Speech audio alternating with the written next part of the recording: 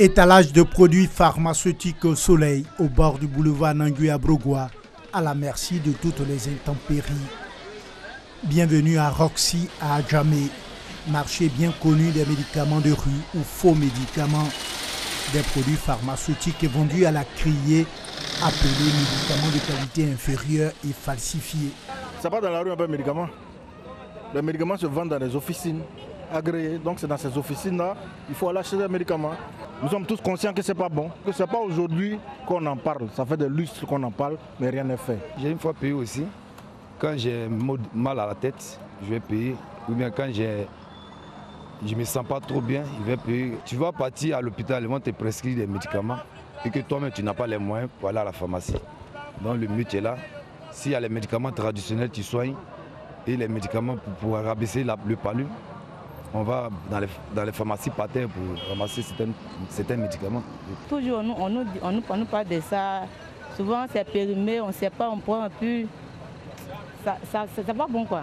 Le trafic de médicaments de qualité inférieure et falsifiés est 25 fois rentable que le commerce de l'héroïne et 5 fois plus que celui de la cigarette. Plus de 8000 femmes vivent de ce phénomène selon les experts.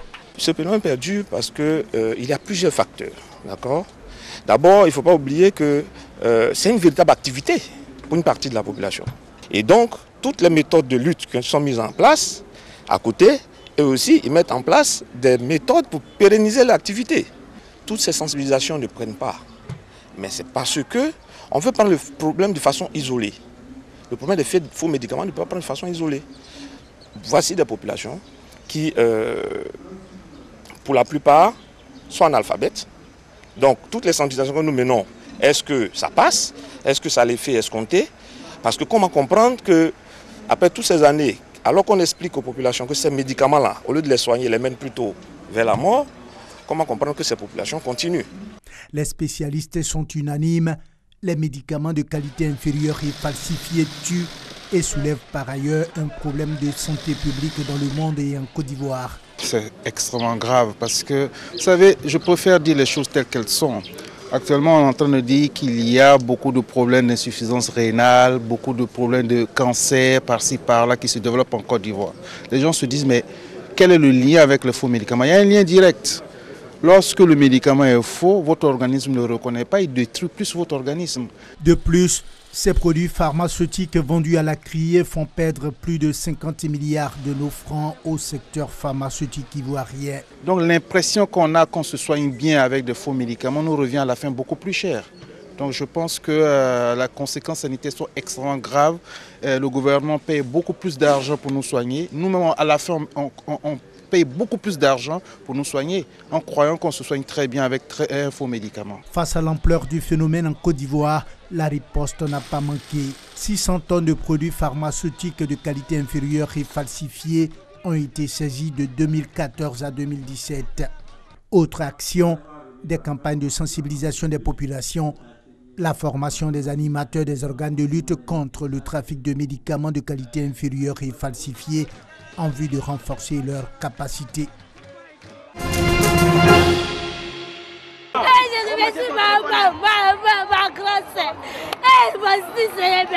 Elle est toute en larmes. Rokia Tandigoro exprime ainsi sa joie. Elle vient de décrocher le baccalauréat série D. Son handicap ne l'a pas empêché de réussir son examen. Je suis heureuse, ça fait 9 mois comme ça, on souffre sur les bas. Soleil nous tape, la pluie nous tape. Comme elle, plusieurs candidats sont enthousiastes. Et leurs parents aussi.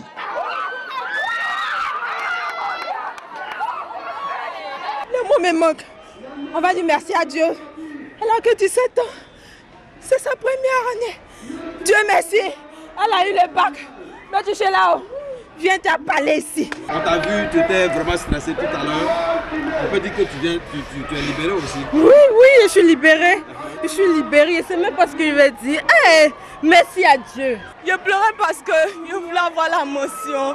Et puis j'avais fini d'appeler les gens qui ont eu la motion. Mais je remercie le Seigneur parce que malgré que je n'ai pas eu la motion, il m'a donné mon bac. C'est tout ce que je voulais pour que ma maman soit fière de moi. Non, le bac, c'est de l'eau. On a dit, là, c'est pas problème. Content, c'est moi. Non, t'es pas content. On ne sait pas comment manifester notre joie, au fait. On ne sait pas, 9 mois, les parents parlent sur nous. On dit, on regarde télé un peu, on parle sur nous. C'est normal qu'on ait le bac. On a travaillé.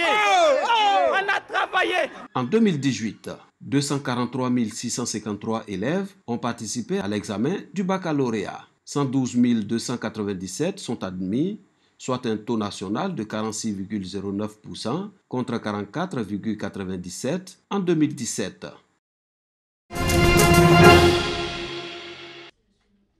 La politique de la jeunesse au cœur de cette rencontre entre le nouveau ministre en charge de la jeunesse, Mamadou Touré, et les différentes fêtières d'organisation de jeunes.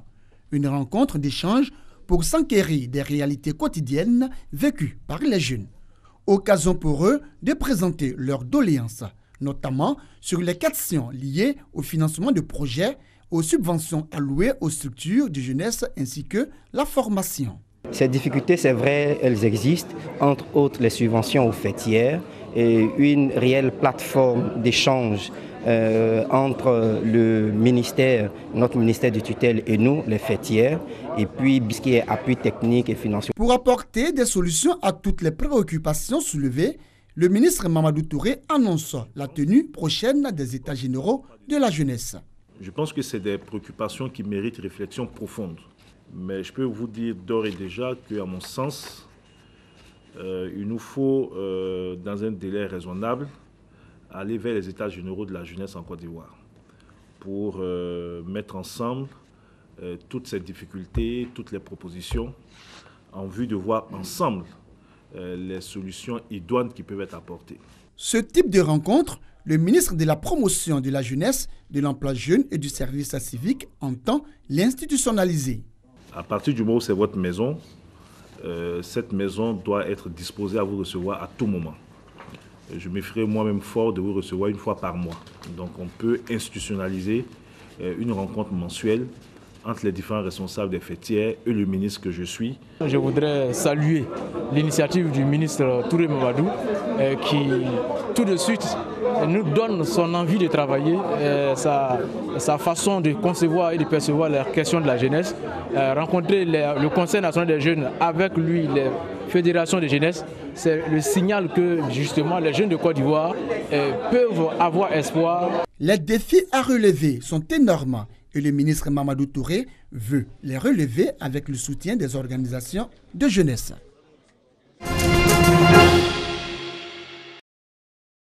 La Côte d'Ivoire, candidate à la mandature 2019-2022 au Conseil de l'Union internationale des télécommunications, UIT, instance dirigeante de la dite organisation. Une candidature qui se justifie par les atouts dont le pays dispose dans le domaine des TIC. Le numérique en Côte d'Ivoire, c'est plus de 32 millions d'abonnés à la téléphonie mobile, 13 95 000 abonnés à l'Internet mobile. Sa contribution au PIB en 2017 était de 9%. En 2017, la Côte d'Ivoire a connu une forte croissance dans le marché des télécommunications avec un chiffre d'affaires de 1094 milliards de francs CFA, soit 1,96 milliard de dollars US.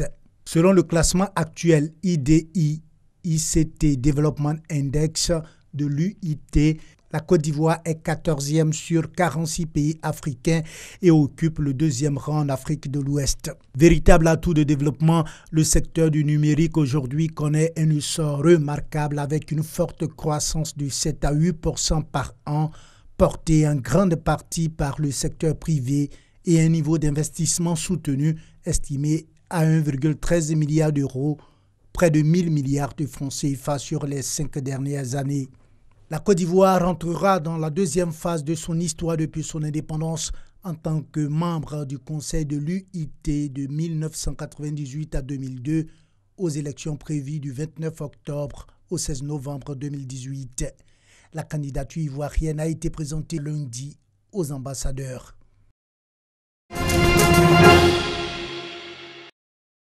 Les visites ont commencé pour les 3 inspecteurs de la Confédération africaine de football. Accompagnés du président du comité d'organisation de la CAN 2021, Lambert Fekese, ils ont apprécié l'avancée des travaux au niveau du stade olympique de Bimpe. Les gradins à 3 niveaux ont pris totalement forme. La maquette du complexe olympique a servi de présentation plus approfondie à la délégation de la Confédération africaine de football. À ce jour, selon les techniciens chinois et le Bureau d'études techniques et de développement de Côte d'Ivoire, les travaux réalisés sont estimés à 40%. Une vidéoprojection a permis aux inspecteurs de la CAF de voir toutes les commodités du stade olympique de Bimpe une fois achevé. Après avoir visité le stade olympique de Bimpe, les inspecteurs de la CAF se rendront ensuite à l'Institut national de la jeunesse et des sports pour une autre évaluation.